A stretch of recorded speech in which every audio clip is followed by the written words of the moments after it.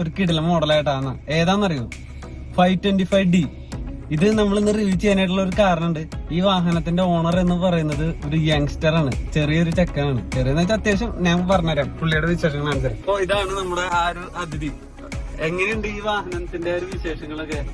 അത് വണ്ടിനെ പറ്റി പറയാന്ന് വെച്ചാൽ വണ്ടി ഒരു രക്ഷയില്ല. അതായത് പോക്കറ്റ് റോക്കറ്റ് എന്ന് പറയില്ലേ, ആ സംഭവമാണ്. കൈ കൊണ്ട് നടക്കാൻ പറ്റുന്ന റോക്കറ്റാണ്, റോട്ടത്തെ റോക്കറ്റ്. അതാണ് ഈ വണ്ടി. ഈ വാഹനത്തിലേക്ക് എത്താനുള്ള ഒരു കാരണം അതെന്ന് വെച്ചാ ചെറുപ്പം തൊട്ടുള്ള ആഗ്രഹമായിരുന്നു ഒരു പ്രീമിയം വണ്ടി എടുക്കണം.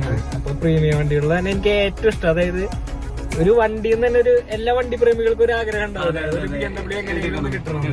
അപ്പൊ ഒരു വാഹനം എടുക്കണം എന്ന് ആലോചിച്ചപ്പോ എന്റെ അച്ഛൻ്റെ അടുത്തും പറഞ്ഞു. അപ്പൊ പിന്നെ എല്ലാവർക്കും ഒരു സമ്മതത്തോടു കൂടി BMW എടുത്തതാ.